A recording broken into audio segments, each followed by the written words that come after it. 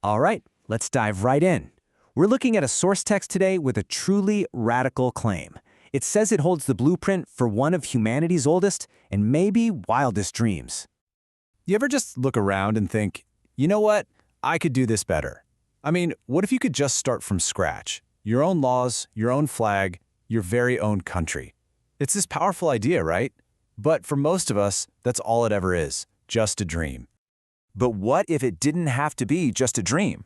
See, we're digging into this guide called Now or Never, Your Own Nation, and it makes this audacious claim that it has the blueprint. And get this, not in a lifetime, but in just 30 days. And this thing doesn't pull any punches. It calls itself a manual for, and this is a direct quote, visionaries, renegades, and freedom seekers. I mean, that's a pretty bold statement, isn't it? It's promising a roadmap for anyone who wants to just step outside the established system. So the big question is this a piece of hidden legal genius or just a really elaborate fantasy? That's what we're going to find out. We're going to walk through what this guide says, starting with the official rules of the game, and then we'll get to a twist that, according to the author, changes everything.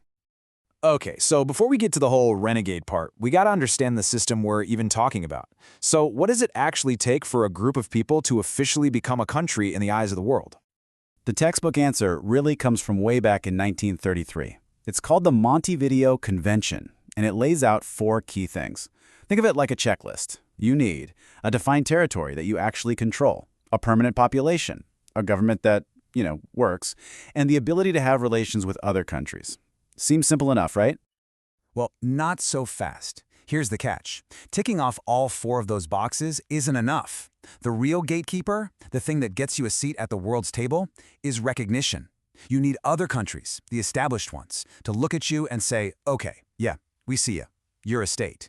And that is where things get really political.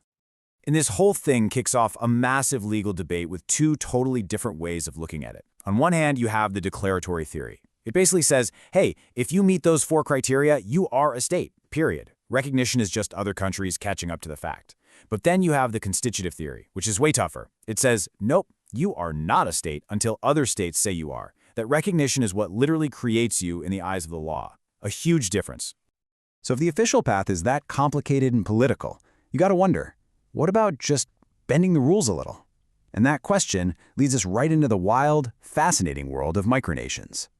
And the guide we're looking at actually has a whole step-by-step for this. It's kind of like a how-to for your own symbolic nation. You map out your land, you draft a constitution, design a flag, maybe even print up some fun currency, and then you launch a website and tell the world you exist. It's more of a creative act, really, a statement. And people have actually done this. I mean, seriously. You've got Sealand on an old World War II sea fort, Liberland on this weird patch of no man's land on the Danube River, and you have to love the Republic of Molossia in Nevada, a humorous monarchy with its own currency. They're all amazing stories, but they all share one crucial thing. Nobody officially recognizes them as real countries. So yeah, micronations are cool, they're inspiring, but at the end of the day, they're symbolic. They're not getting a seat at the UN anytime soon. But this is where our source material takes a hard left turn. It asks a really provocative question. What if you didn't have to bend the rules?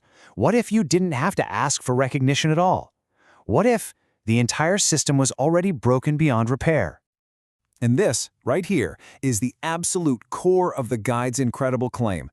It all comes down to a single alleged document. A document that it claims didn't just bend international law. It shattered it, ended it completely.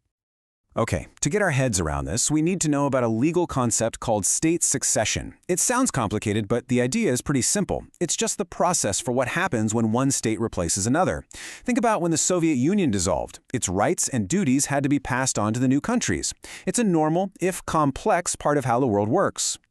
But, according to the author of this guide, that totally normal process was used to do something absolutely extraordinary. The result? Well, in their own words, international law is not reformed, it is finished. Whoa. So what caused this supposed legal apocalypse? The guide points to one thing, a document it calls the World Succession Deed 1400/98.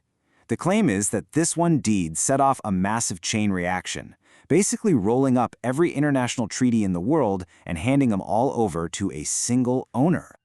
I know what you're thinking. How could that even be possible? Well, the guide lays out this, let's call it a treaty chain logic. It says it all started with a pretty minor agreement for a Dutch air base in Germany.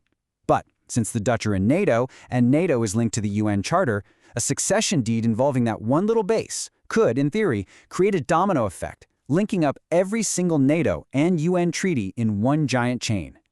And the linchpin, the thing that supposedly makes it all work, is one magic phrase in the deed. It says, transferred with all rights, duties, and components. According to the guide, that phrase acted like a legal tractor beam. It just sucked in every single connected treaty, and poof, all the rights and duties of every country in the world were transferred to one single anonymous buyer. Okay, so let's just run with this for a second. If we accept this wild premise, what kind of world are we living in? The guide paints a really strange picture of a planet that's been completely transformed legally, right under our noses. The shift it describes is, honestly, it's staggering. Think about it. Before this supposed deed, you have a world with sovereign countries and treaties that mean something. But after? The guide claims international law is just gone, dissolved. Countries are legally powerless, and all those treaties are basically void. Why? Because a single buyer now owns both sides of every agreement. And you can't have a binding contract with yourself, right? And here's the real kicker. If this is true, the consequences are just mind-boggling. The guide argues that old countries, like the ones we live in, no longer have a legitimate legal claim to their own land. And the real irony? You can't start a new country either, because there's no legal system left to appeal to.